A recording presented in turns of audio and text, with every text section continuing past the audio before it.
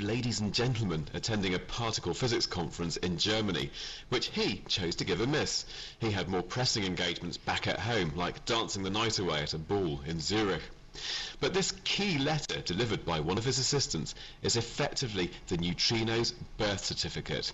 And for once, physics as we knew it seemed saved again. But it was another physicist to really be understood. The Italian physicist Enrico Fermi worked out the quantum mechanical formula that incorporate the neutrino into the zoo of particles already discovered over the years. But even by 1933, the neutrino had only been predicted. No one had actually found it. Fermi urged experimental physicists to continue their search for the ghostly particle, an effort that would take more than 20 years. Along with many other brilliant physicists of the 20th century, Fermi was working on what's now known as the standard model of particle physics that explains the whole range of fundamental particles and the forces between them. There are 3 generations of 4 fundamental particles. There are 2 quarks that combine to form the protons and neutrons that the nucleus of the atom is made of, and then 1 electron that orbits the atomic nucleus and of course illuminating our TV screens. And last but not least, the neutrino is the 4th member. The other 2 generations then continue this pattern, but with increasing mass. There are muons and taus with similar properties to the electron, but with higher mass. And for every electron type, there are corresponding neutrinos. So we have 3 different types, known as electron, muon, and tau neutrinos. There are 4 fundamental forces in nature. We encounter just 2 of them in everyday life. First, gravity, well, we know that very well, and second, the electromagnetic force that drives light and allows us to broadcast radio and TV. But hidden from our everyday experience are the strong force that holds the atomic nucleus together and the aptly named weak force responsible for some decays of the nucleus. Neutrinos don't even notice the electromagnetic and the strong forces. They only interact with the weak force, and they have mass, albeit very, very small, so they're also subject to gravity, which, though noticeable in everyday life in the large scale, is of course very weak in the subatomic world. So how can we detect these ghostly neutrino particles? This video shows one effect that enables some modern neutrino detectors to indirectly detect its presence. A microscopic view shows how the travel of these ghost particles can sometimes be stopped by an extremely rare collision with the nucleus of an atom. Here is a neutrino colliding with the water molecule of the Antarctic ice. This collision breaks the nucleus apart, and the neutrino converts to a muon, which is basically a heavy electron. You can recognize a muon that is traveling at nearly the speed of light by a cone of light that follows it. This cone is similar to a boat creating waves behind itself. Looking inside the light cone, you can see its structure. This light is known as Cherenkov radiation.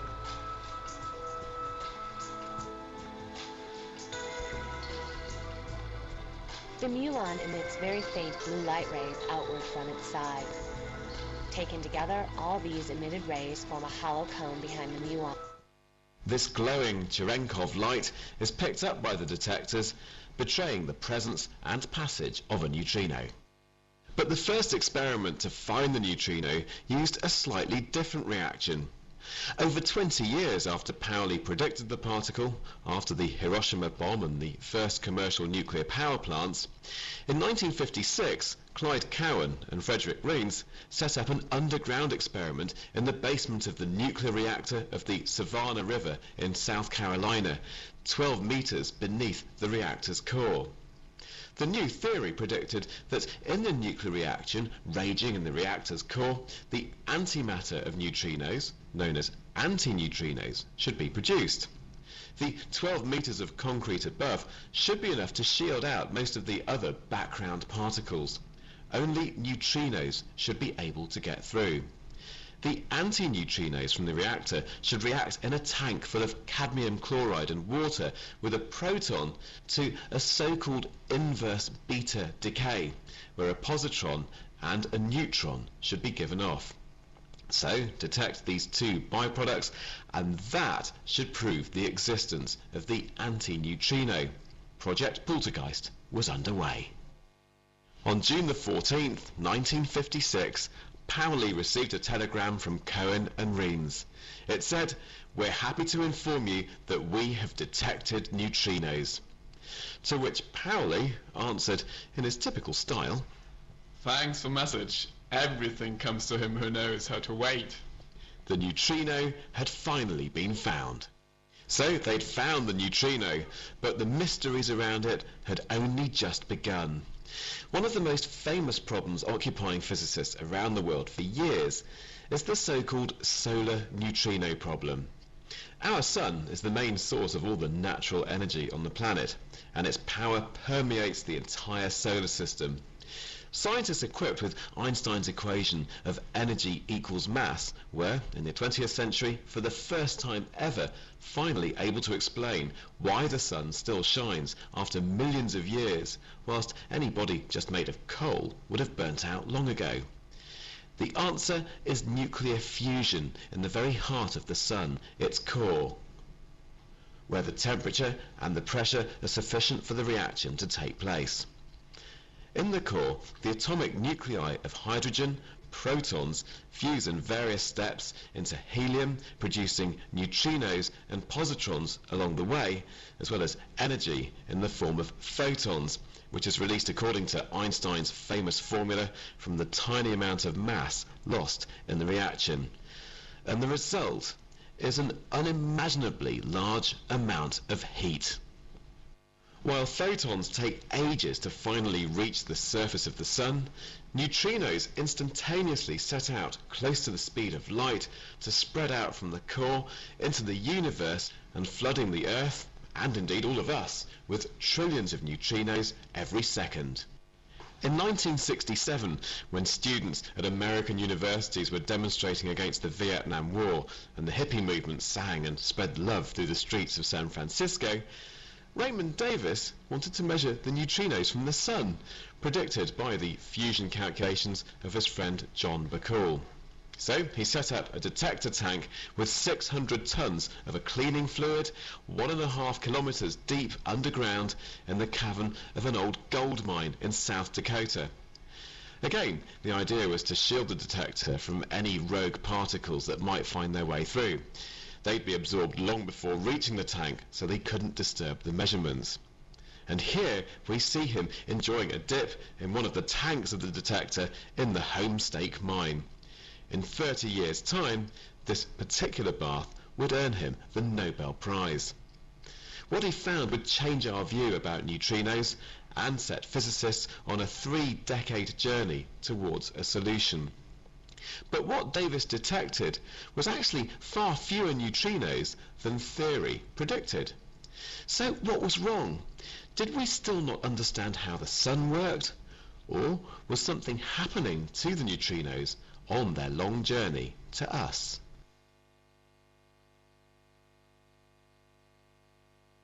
So what is a neutrino oscillation? In particle physics, we understand particles to be excitations of fields. Okay, they're oscillators. And so I can represent them as any sort of oscillator. So I have here a couple of pendula. Now, there's more than one kind of neutrino. We call them different flavors. There are electron neutrinos and, for instance, muon neutrinos. So I can call this oscillator electron neutrinos. It's an excitation of an electron neutrino field. So there, I made an electron neutrino. A little easier to see than the usual ones. I can also make muon neutrinos by exciting the muon neutrino field. Now, we could sit here for a while and nothing will happen. And that's pretty much what would happen in the standard model. Once you make a muon neutrino, it's a muon neutrino, and that's that. However, in many types of physics beyond the standard model, you can couple the two fields. And in fact, the easiest way to do that is if neutrinos have mass, right, that can produce a coupling between these two fields if the mass states and the weak states, the thing we call the electron and the muon, aren't identical. I have here physics beyond the standard model. It just looks like a rubber band. And if I use that to couple the fields, now watch what happens when I excite the electron-neutrino field. Some of that energy begins to leak into the muon neutrino field. And in fact, if you watch, the muon neutrino field begins to oscillate, which means there are now muon neutrinos. What that corresponds to is as you travel away from the source of the neutrinos, the electron neutrinos disappear and muon neutrinos appear. And of course, if you wait long enough, it'll go back and forth, and that's why we call neutrino oscillations. David Walk there on this Beyond Einstein webcast, this section of it coming from Imperial College in London. I'm Gareth Mitchell. So as we saw, those neutrino oscillations certainly sprung things for the scientists as they solved the solar neutrino problem. And then they went on to develop some experiments on a very, very grand scale. In 1983, Japanese scientists designed an experiment called Kamiokande to look into a rare type of nuclear decay. They used a large detector filled with pure water located in a specially carved out cavity in an old zinc mine a kilometre under Mount Ikenoyama, just north of the Japanese Alps, near the town of Kamioka, to shield it from cosmic radiation. The mountain, though, couldn't protect it from neutrinos. And it wasn't solar neutrinos the detector needed shielding from, but atmospheric neutrinos. These are electron and muon neutrinos produced in the upper atmosphere when cosmic rays from space collide with air molecules. On closer examination, scientists noticed something strange but familiar about these neutrinos. They weren't coming as they were expected. Neutrinos that should have been there had gone missing. Deja vu? They called it the atmospheric neutrino anomaly. The results from the Kamiokande experiment strengthened the possibility that it wasn't the sun to blame for the solar nuclear deficit, but the nature of the neutrinos themselves. Back in Kamioka, scientists completed a scaled-up version of Kamiokande called Super Kamiokande, or Super K.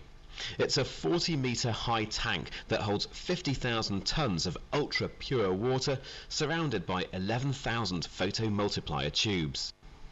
It can clearly distinguish between muon and electron neutrinos, and because of its massive size and the detection method it uses, it can tell the direction of the neutrinos it detects. Running Super K, scientists found that neutrinos are produced in the atmosphere all over the Earth, not just above our heads, but also 13,000 kilometres beneath our feet.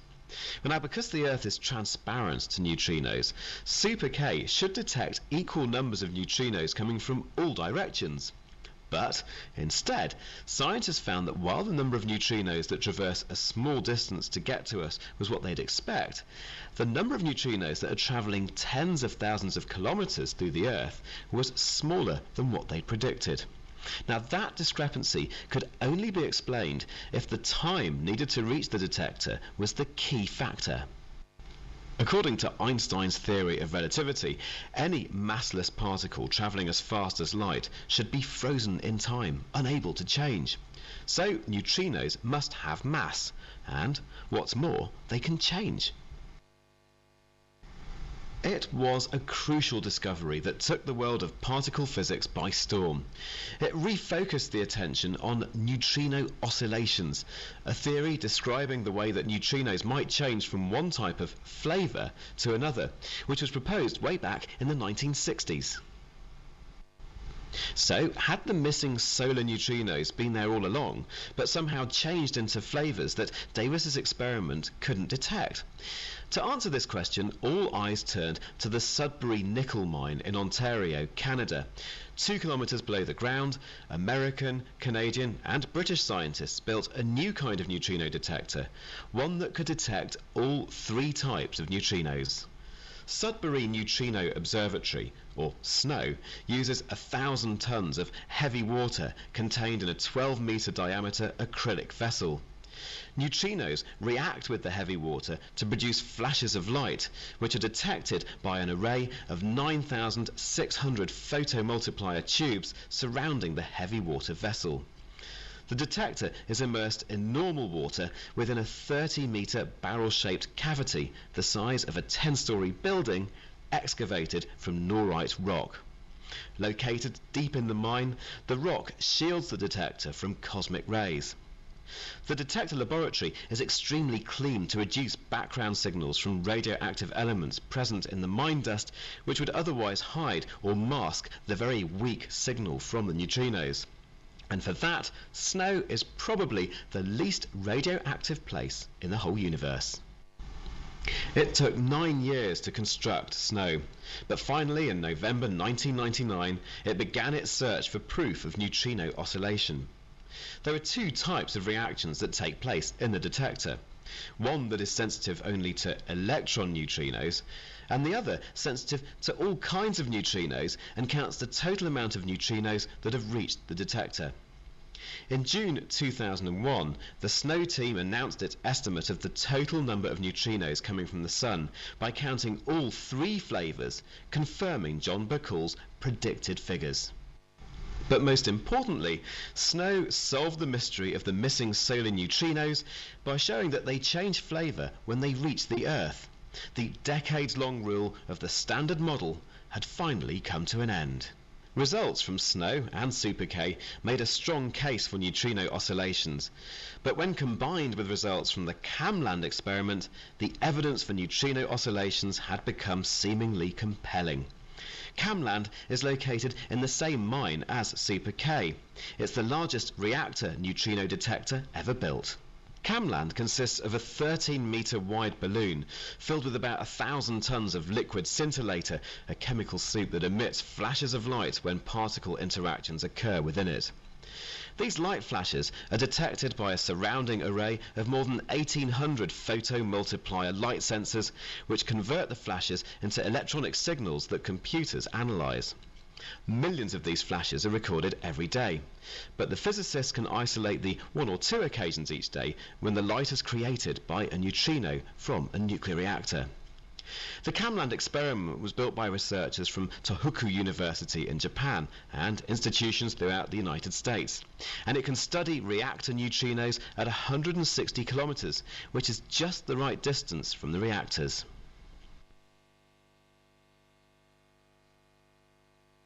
So the beauty of Camland is its simplicity. In principle, it's just like the first experiment by Reines and Cowan that discovered the neutrino, but instead of using one reactor, we use all the reactors in Japan. And the beauty of Camland also is the location means that all these reactors look just like one reactor 170 kilometers away. So that simple setup allows you to look not just at the deficit of neutrinos that the solar experiments and SNOW saw, but how that deficit changes with the energy, and that change with the energy is what tells you that it's oscillations due to quantum mechanics that is the cause for the deficit. So we switched on the experiment in January 2002, and this is in northern Japan, deep winter.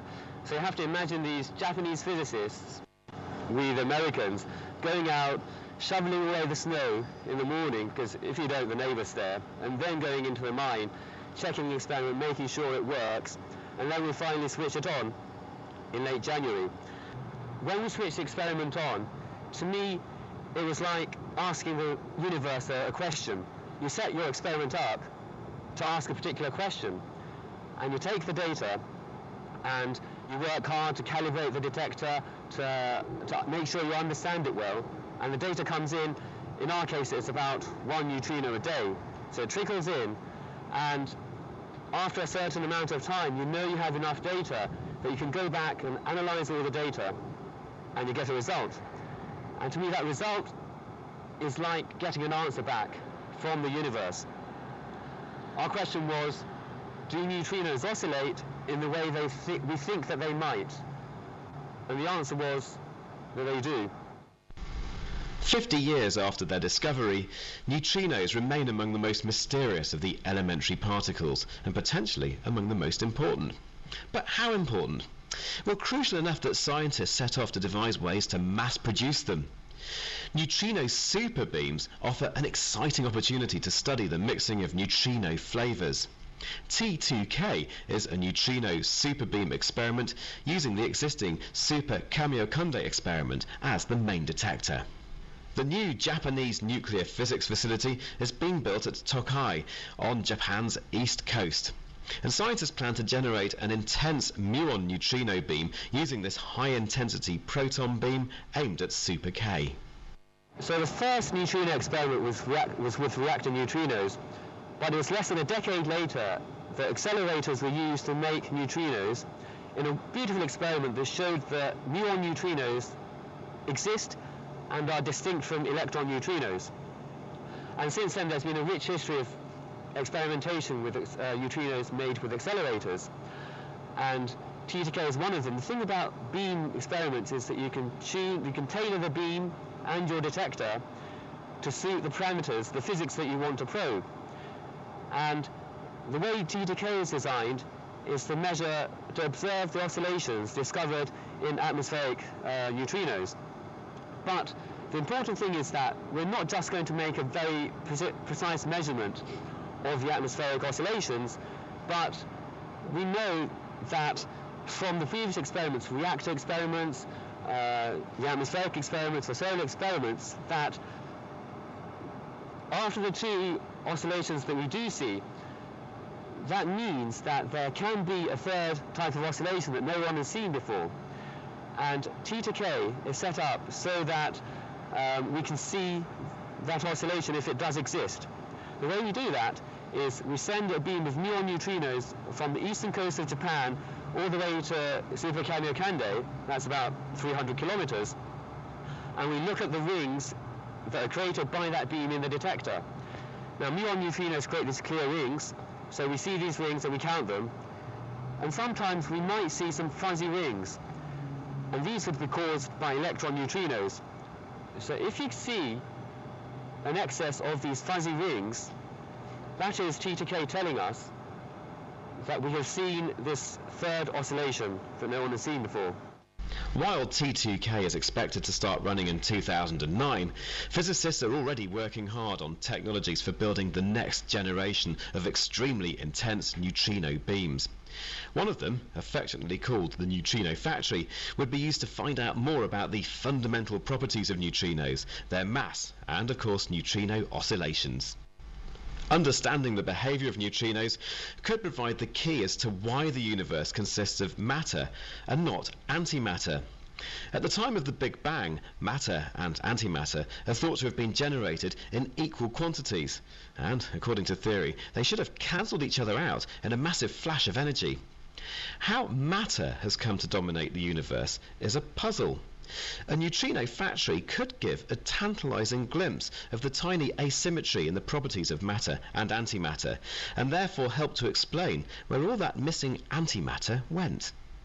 Earlier this year, on March the 21st, the UK's Science and Innovation Minister announced the approval and funding of the Muon Ionization Cooling Experiment, or MICE, at the Rutherford Laboratory near Oxford. MICE is an essential step in accelerator R&D towards the realization of a neutrino factory, in which an intense neutrino beam is obtained from the decay of muons in a storage ring.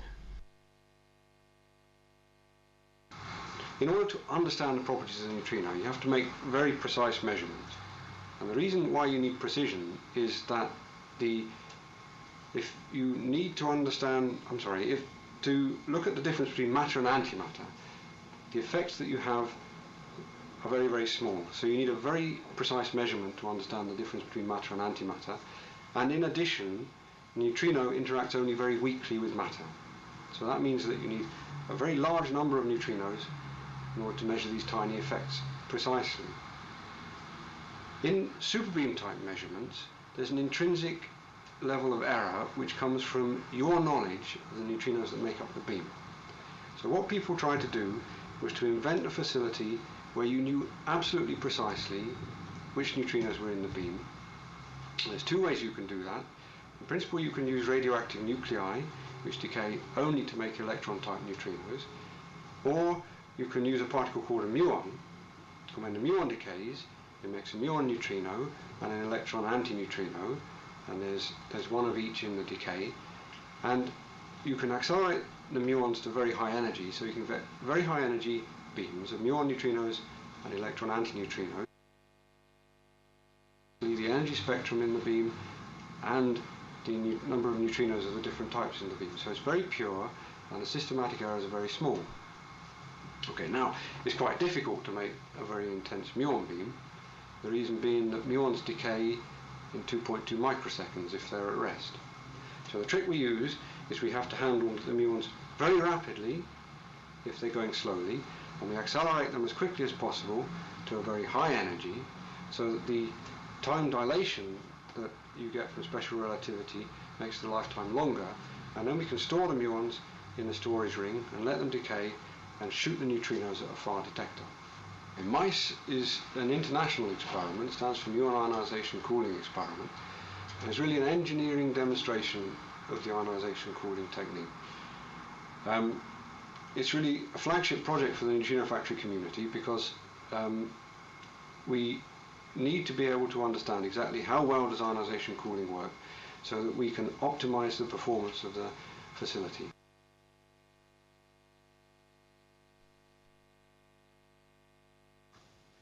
That was Ken Long of Imperial College as part of this Beyond Einstein webcast from Imperial College in London. And we're going to be taking your questions in about 10 or 15 minutes time. So a last chance to get your questions and comments into Beyond Einstein at imperial.ac.uk. So we'll take those in this section of the Beyond Einstein webcast, hosted from Imperial College by the Science Communication Group and the High Energy Physics Group here at Imperial. So as we've been hearing, one way of detecting neutrinos is to look out for minute flashes of light in very dark places. And we're going to hand back, hopefully now, to CERN, where, speaking of flashes of light, we should have some in a kind of fashion-orientated way from you, Paola. Paola, are you there? We are going to visit a very remote place on this planet, a very fascinating area of the planet. I've seen the South Pole. Are with us? Yes, I see the South Pole. This is very exciting. This is the geographic South Pole. You see where the American flag is? This is the South Pole station of the National Science Foundation. Okay, can you hear us? Yes, we can. This is Tom Geiser at the South Pole. Yes, so thank you for being with us. So Tom Geisner, you are with two other colleagues of yours. Can you introduce them and then tell us about your experiment? Okay, let me introduce the people sitting next to me. On my right is Jim Yeck, who's the director of the IceCube project. And on my left is B.K. Grant, who's the area director for the South Pole, Amundsen Scott South Pole Station. And in the room are a large number of members of the IceCube team who are getting ready to go out to work. It's 7:15 in the morning here. Can you pan around and show the people? And what you see in the picture there is Jerry Probelski standing by one of our detector modules.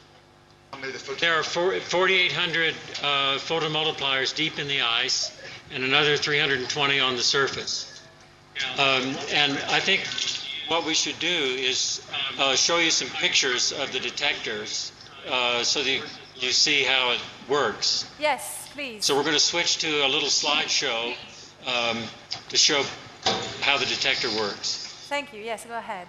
And the first picture you're going to see is a comparison between Super Kamiokande, which is a fine-grained detector, and although it's very large, it's much smaller than the IceCube detector will be. What we will do is put these 4,800 photomultipliers deep in the ice, between 1.5 and 2.5 kilometers in the ice, but separated by hundreds of meters from each other in some cases, and 15 or 20 meters in other cases. So we'll make a coarse but very large detector so that we can see interactions of very high energy neutrinos. What is the advantage of putting this in ice? There is the picture now, and on the right you see Super K, and then scaled down to the scale of the IceCube detector. And we cannot see the next picture is going to show an event as a neutrino event would look in this detector. Go ahead, I can put Yeah, we cannot see the picture, unfortunately. But what is right? These are examples of events in the full ice cube detector. And the next picture will show events in the single cable that we have in the ice now. So these are real events. The detector with one string has been running all during 2005, and it's working as planned. And now we have a few pictures after this just showing how remote the location is, and then some aerial photographs. So this picture of the globe shows how we get to the South Pole. Can you show us the picture, please? We don't see the picture. Then this is if you're lucky, you get to ride on a jet from Christchurch, New Zealand to Antarctica. And then the next picture is going to show the approach to the South Pole Station. I can't see the pictures. For some reason they can't see the pictures. South Pole. Sorry, Tom. Can you show us the pictures? I don't know if they got me. Okay, so what's happening here now, let me just, the slides we're having trouble with, so let me tell you what's happening now. We're having, the setup of the drill is going on, and it will, the plan is to drill up to 10 holes this season that will go down 2.5 kilometers. The ice is 3 kilometers thick from the surface, which is at 3,000 meters above sea level, to bedrock at sea level. And it takes about 2 days to drill a hole, and then another day and a half to deploy the detector in the string of detector modules in the hole. And the first hole will start on December 10th, a week from now. And how cold? And we have to finish all of our work by the end of January, because the South Pole season ends on February 15th this year. Okay, Tom, if you hear me, can you tell us, must be very extreme conditions working down there, even if right now it's summertime for you. So what kind of temperatures do you encounter when you work outside? Yeah, why don't you go back to the detector module with the camera, and we'll talk about how they hook on the string. Did you hear the question, Tom? And yeah. Okay. The optical module is attached to the string by hooks that are attached to the main cable that comes down around the side of the optical module and down deeper into the ice. What you're not seeing there is the cable itself. There's a big cable which contains the conductors for all of the 60 optical modules which are on each cable. And the signals are digitized inside the optical module and sent back digitally. So the analog signal is just converted to numbers inside the optical module. No, we didn't. Just let me take the opportunity of The optical module is deployed in a column of water. That column of water is melted by a 5 megawatt drill. To reach them. And the pressure at the bottom of the hole in the water is about 250 atmospheres, but as the water freezes back, it probably peaks around 300 or 400 atmospheres. So that's why we have to have a glass sphere that will withstand such high pressure. The module has 33 centimeter diameter and a 1 centimeter thickness, and it withstands 500 atmospheres of pressure. The photomultiplier tube faces downward. The custom single board computer captures and digitizes and timestamps the photomultiplier pulses and sends them back to the surface through the cable. It has an internal optical and electrical calibration pulsar, and once we deploy these modules into the ice, they cannot be recovered for replacement or repair. Huh? How many of those devices do you have? What we wanted. Did you hear my question? Just wanted to ask you, how many of those photomultipliers are you preparing for your experiment, and where will they be built in? Yeah. I hope they heard the question. Yeah, so what we want to do here is to use very high energy neutrinos to look deep inside sources like active galactic nuclei that are black holes accreting matter. And it's very hard to detect these neutrinos because they interact so weakly. So we have to have a very large detector volume. This is why we come to the South Pole. We have a question from the email for the South Pole. I hope they can hear that. Rosie has just replaced Uli on the email. Thank you for being with us, Rosie. Why do they put some tubes close together and some far away in Ice Cube? Well, we're looking for the primary signal is neutrino-induced upward muons, and so you want enough optical modules on a string so that you can see a low energy, a relatively low energy, 100 GeV upward going muon, but you want the strings to be separated by 125 meters or a large distance so that you can see a very big event that crosses the detector horizontally. So that's the basic, and there are also practical considerations. The fact that you have a vertical hole. Do we have a question from Imperial College for Antarctica? Very close by. Yes, okay, so the answer to that primary signal.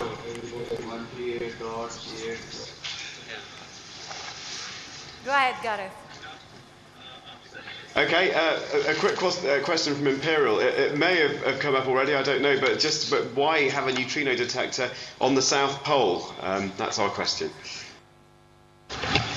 Okay, the answer is we have 3 kilometers of clear ice in which to see the Cherenkov signals from very high energy neutrinos. And the reason for the South Pole rather than someplace else where there's a deep glacier is that there's a good station here to provide the infrastructure. So I guess that's the only place in the world where you can get that. Maybe on the North Pole. So the question was, in case you didn't get it, why put a detector on the South? Ignore that. We just got your answer. Thank you. Are there any questions from the audience for our South Pole team? Anybody in the audience wants to ask a question here from the globe? Otherwise, we move to the next question from the email. How many photomultipliers will Ice Cube have when it is completed? How many will Gran Sasso have? Is a lot of questions. How many photomultiplier eyes are trained on neutrino around the world? If you combine all of the detectors, how many neutrinos a day do they actually see? Well, there are 4,800 photomultipliers in Ice Cube. And the neutrino rate with the, I'm not sure if somebody else knows, help me here, but the neutrino rate when the full detector is built will be several hundred neutrinos per day, I think, of atmospheric neutrinos. But they'll be atmospheric neutrinos, not the target neutrinos we're looking for.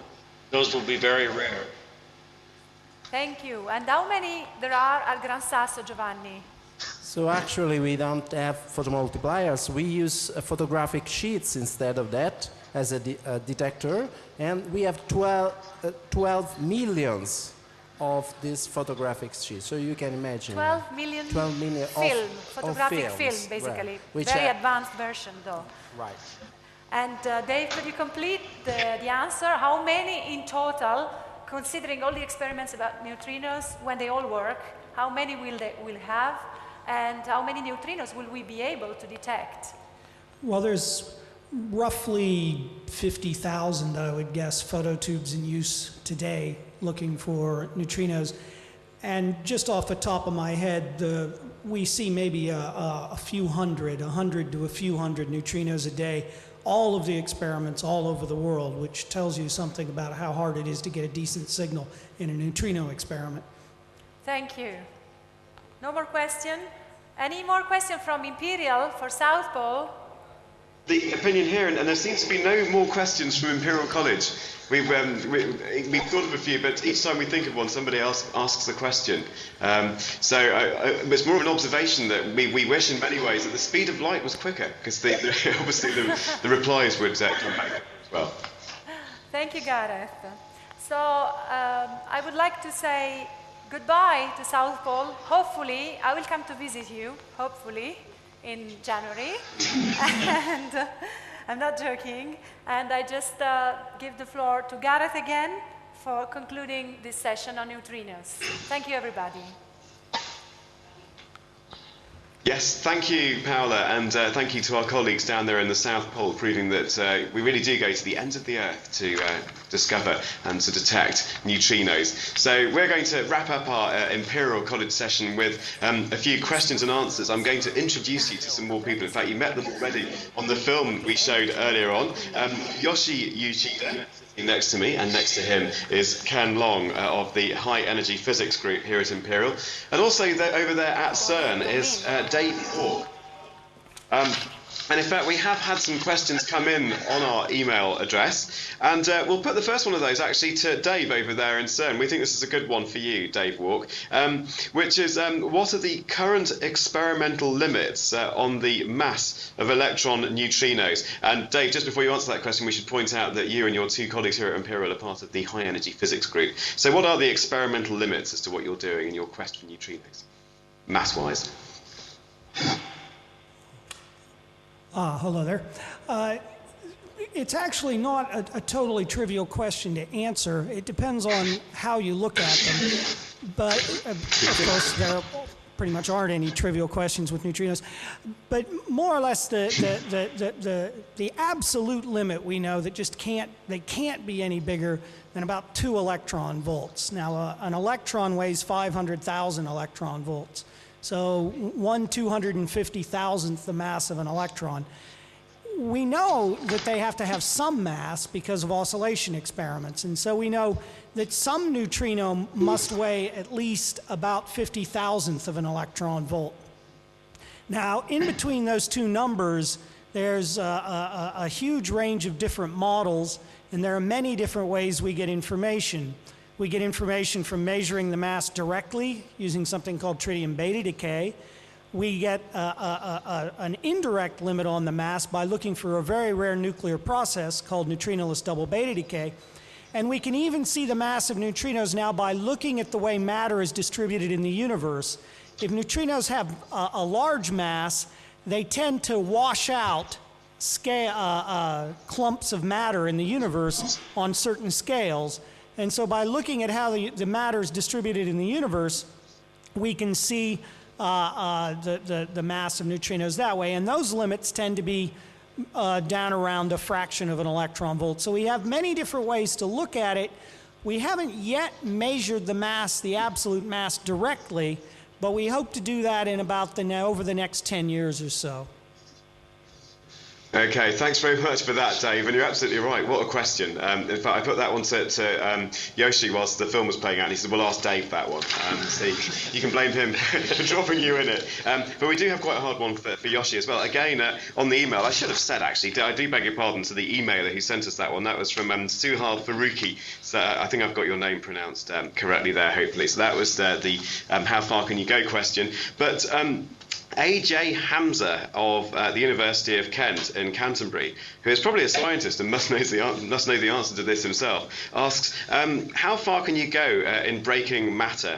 Molecules, atoms, particles, how far can you go? So a pretty horrible question, that one for you, Yoshi.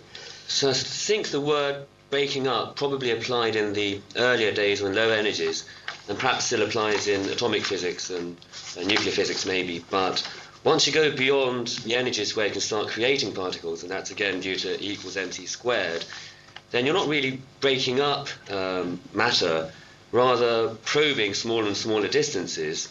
And quantum mechanics says that the higher in energy you go, the smaller in distances you're probing. So actually in that sense, it's actually a better question to probably ask our colleagues at CERN doing LHC work. Now, for neutrinos, we always say that neutrinos are sort of small, they're called neutrinos, which is little neutral things, but in the theories, both electrons and neutrinos are point particles, so up to the point that we definitely know, they look like point particles. So there might be, well, there are theories about how these point particles actually might look when you can look closer, but those energies are really, really high, so we probably won't be probing at that level for quite a while. Yeah, so it's a bit of a case of watch this space, I suppose. Well, ask the LHC people, I think. Okay, watch this space and ask the LHC people. I'm sure that question will come up later as the webcast continues. Ken Long, let's have a quick one for you here as well from one of our emailers, if I can find it. In fact, no, I'll tell you what, I'm going to ask you a question of my own, which is, how much does a neutrino weigh? Is there any way of quantifying the weight of or what is the mass of a neutrino? I suppose I should ask more correctly. Well, can we quantify that? How much the mass of the neutrino was? That was the first question that you asked Dave. So. Yes. Okay. Yeah. So maybe another way I could ask it then is how do you measure it? And also, I mean, how can you be sure? I've been watching all this and hearing about all these sort of, giga electron volts and this, that, and the other stuff bandied around. So what's your kind of margin of confidence? Okay, so the most direct way that you would measure the neutrino mass, you would do it by, essentially by the billiard analogy that you had right at the beginning of your introduction to the neutrino. So if you let a nucleus decay and it makes an electron and an electron antineutrino, then you can look at the conservation of energy in that process. So when the electron would take away all the energy that comes out in the decay, the neutrino gets none. If the neutrino has a mass... Test. South Pole. Since it's at rest, the mass that it has to come away from the energy of the electron. So the spectrum of electron energies has a cutoff, and that cutoff differs from the total energy in the decay by the amount of mass that the electron has. So that would be the most direct way. Now, your difficulty is precision, as usual, because what you're looking at is a very small fraction of the mass of the nucleus and of the energy that the electron has, because the neutrino mass is so tiny. So the experiments that Dave was mentioning, which are going to be developed in the next 10 years, really have to address the areas of how to make the measurement with the precision which is required to tell the difference between a deviation that comes from the apparatus to the deviation that comes from the mass of the neutrino. Okay, all right. Well, thank you very much for that one, Ken. It does seem that we're going to have to hand back very soon to CERN in Geneva, but we've had some questions from email correspondence on other aspects that we've been looking at here at Imperial College this evening, including the grid. And somebody just calling himself Rahul with a Hotmail address wants Neil Geddes to help us with this one. He asked us about the security aspects of the grid, farming out all this computing as you are. What about the security implications there? Well, security means many different things, but it clearly is a big concern. We see security concerns on the internet already about spam and things like this, or access and hacking. And those problems don't go away, and in fact they can be made much worse by access to large resources on the grid. And most of these things, though, it's a trade-off. It's like a risk analysis. It's do the benefits outweigh the risks and the concerns you get from the people who choose to use it? Testing, South Pole. I believe that the advantages and the gains in efficiency, reaching out to new communities, new activities, far outweighs the risks, and we can control the risks as and when they arise. But it's a huge industry understanding the security aspects of the grid. In fact, just last month in Chicago, a new coordinating body called the International Grid Trust Federation was formed to start building trust and expertise in exactly this area, because it's so important. Okay, all right. So as far as you're concerned, there is a risk, but it's worth it. The benefits outweigh the risk. Yeah. Okay, thanks very much for that, Neil. A quick one for you as well then, Peter Kirstein, internet pioneer, going right back to the beginning of the discussions we had here at Imperial. And Senya from Africa, again with a Hotmail address. Asks you specifically, as an African student, Senya says, do you think that the internet should be equally distributed? We know from what you were saying earlier that you do, but the harder part of that question is how long do you think it will take to get to these countries? And I'm keeping in mind that one of the objectives that came out of the World Summit on the Information Society is that we bridge the digital divide by the year 2015, I think. So, well, I don't think you will bridge the digital divide completely. But there was, in fact, a major conference at CERN about 2 weeks ago, specifically concerned with internet in Africa and the various initiatives to try to make that happen faster. I'm concerned in another one which doing the same sort of thing in Central Asia and the Southern Caucasus. So it is coming more rapidly in many of these countries and areas. It's in fact coming very much faster for those parts of commerce which need to interact with the West.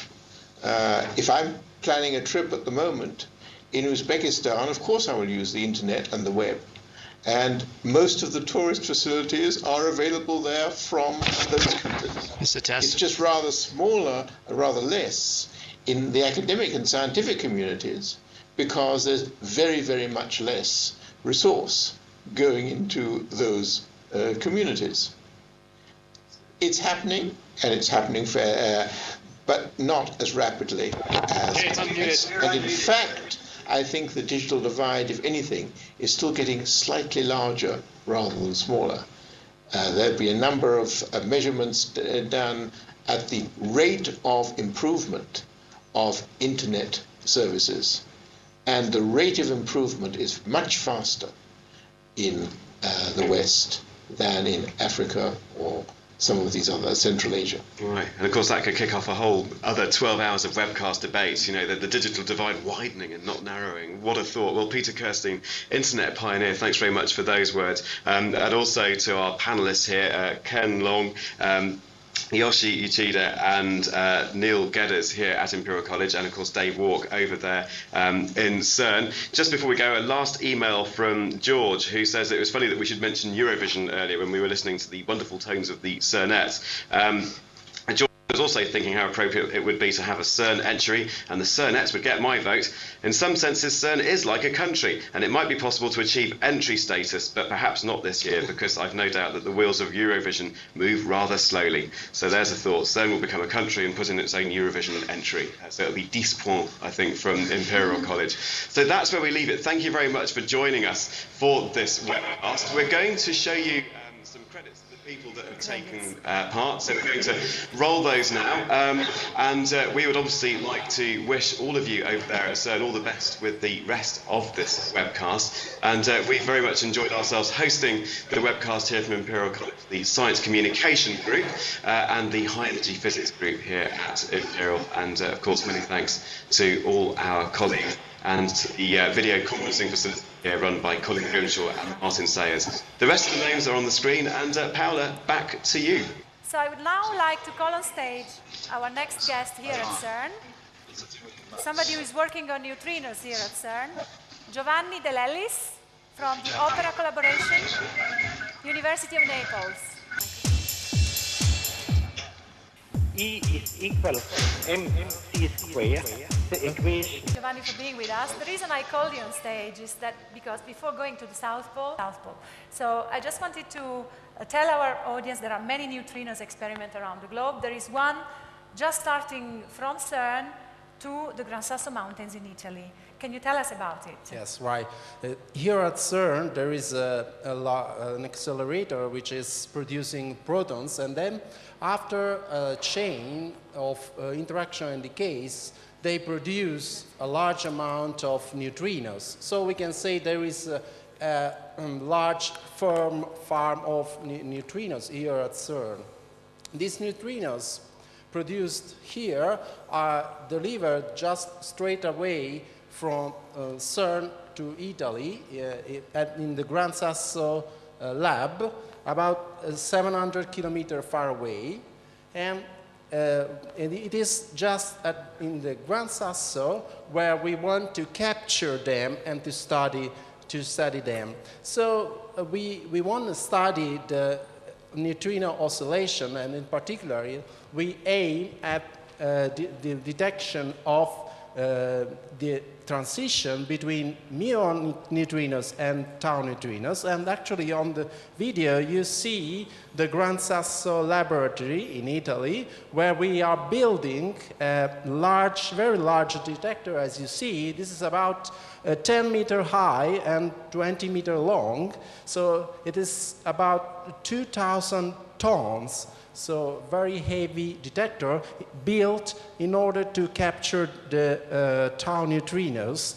And so this detector is based on the nuclear emulsion technology, which is actually quite close in some sense to the photographic technology. So we can say in some sense that we take a picture of the neutrinos, and from the analysis of these pictures we gain insight into the kind of neutrino which is produced there, which is there. So and we study the transition between the neutrinos produced at CERN and neutrinos which are actually arrive at Gran Sasso. So you mean these neutrinos come from CERN, they do 732 kilometers, they arrive at Gran Sasso, they are photographed by Opera. Right, the How Opera much experiment. time does this take Well, for a neutrino to go 732 kilometers? This is very negligible time because they travel at the light of the speed. So it's a fraction of a second, of a millisecond, of Right. a millisecond. Right, negligible. And you have yeah. how many neutrinos going from CERN to Gran Sasso? We have several 100,000, but actually in Gran Sasso they arrive in about 30,000 in 5 years. And how many will Opera be able to see? So we will be able to see about 10 neutrino taus. In 5 years. So this tells you how difficult it is Right. to catch these particles, and that's the reason why these experiments are spread around the globe, including Antarctica.